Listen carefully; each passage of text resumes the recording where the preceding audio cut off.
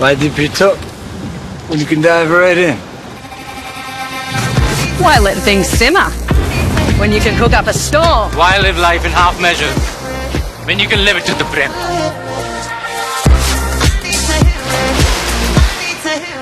జాతీయ రహదారి దిగ్బంధం. Ethanol factory ఏర్పాటుకు వ్యతిరేకంగా నిర్మల్ జిల్లా దిలావర్పూర్లో రైతులు చేసిన మహాధర్నా కాస్త మంటలు రాజేసింది. అయితే సర్కార్ సానుకూలంగా స్పందించడంతో పరిస్థితులు చల్లబడ్డాయి. ఫ్యాక్టరీ ఏర్పాటుకు బ్రేకులు వేస్తూ ప్రభుత్వం చేసిన ప్రకటనతో ఆందోళనకు ఫుల్ స్టాప్ పడి సంబరాలు షురూ అయ్యాయి. మా ఇథనాల్ ఫ్యాక్టరీని రద్దు చేసినందుకు చాలా సంతోషంగా ఉంది. రేవంత్ రెడ్డి గారికి మా గ్రామ ప్రజల తరపున ప్రత్యేక ధన్యవాదాలు తెలియజేస్తున్నాం. మంగళవారం రాత్రి నుంచి రైతుల ఆందోళన ఉధృతం.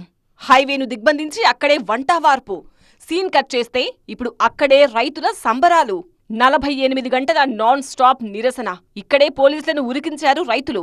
ఇప్పుడు అదే చోట పోలీసులపై పూల వర్షం కురిపిస్తున్నారు. నిర్మల్ జిల్లా దిలావర్పూర్లో ఇథనాల్ ఫ్యాక్టరీ నిర్మాణాన్ని వ్యతిరేకిస్తూ 130 రోజులుగా ఆందోళన చేస్తున్నారు 4 గ్రామాల రైతులు. గత 2 రోజులుగా మహాధర్నా చేపట్టారు. 61వ నెంబరు జాతీయ రహదారిపై వందలాది మంది బైఠాయించారు. దీంతో కొన్ని గంటల పాటు ట్రాఫిక్ స్తంభించిపోయింది. ఇథనాల్ ఫ్యాక్టరీతో తమ పచ్చటి పంట పొలాలు పాడైపోతాయని, జలవనరులు కలుషితమవుతాయని, పీల్చే గాలి, తాగే నీరు, తినే తిండి అంతా విషంగా మారుతుందంటూ ఆందోళన బాటపట్టారు అన్నదాతలు. రైతుల మహాధర్నాతో సర్కార్ సానుకూలంగా స్పందించింది. ఇథనాల్ ఫ్యాక్టరీ బాధితులతో ప్రభుత్వం జరిపిన చర్చలు సఫలమయ్యాయి. ఇథనాల్ ఫ్యాక్టరీ ఏర్పాటును విరమించుకుంటున్నట్టు ప్రభుత్వం ప్రకటించింది. దీంతో మహాధర్నాను విరమించి సంబరాలు చేసుకున్నారు రైతులు. ఫ్యాక్టరీ ఏర్పాటు విరమణపై సర్కార్ తమకు లిఖితపూర్వకంగా తెలపాలని కోరుతున్నారు రైతులు.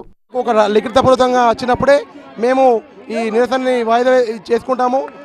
అట్టి వరకు మా దిలార్పు ఎలాంటి ఎలక్షన్లకు మేము తావేయము. ఎమ్మెల్సీ ఎలక్షన్లు కూడా దానికి కూడా మేము సహకరించము. మా దిలావర్పూర్ గుండంపల్లి 4 గ్రామాల ప్రజలకు ఇథనాల్ ఫ్యాక్టరీ రద్దు అయినందున మా ప్రజలందరికీ ఎంతో సంతోషంగా ఉంది. మా ఫ్యాక్టరీ కోసం ఎవరైనా వస్తే వారిని తరిమి కొడతాం. మా సంతోషాన్ని ఎవరు ఆపలేరు. ఎస్పీ జానకి షర్మిలకు ఘన స్వాగతం పలికిన గ్రామస్తులు ఆందోళన చేసిన వారిపై కేసులు ఎత్తివేయాలని విజ్ఞప్తి చేశారు.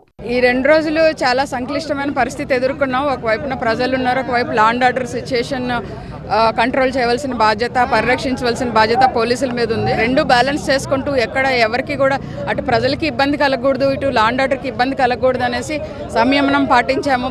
రైతుల మహాధర్నా విరమణతో జాతీయ రహదారిపై రాకపోకలు ప్రారంభమయ్యాయి.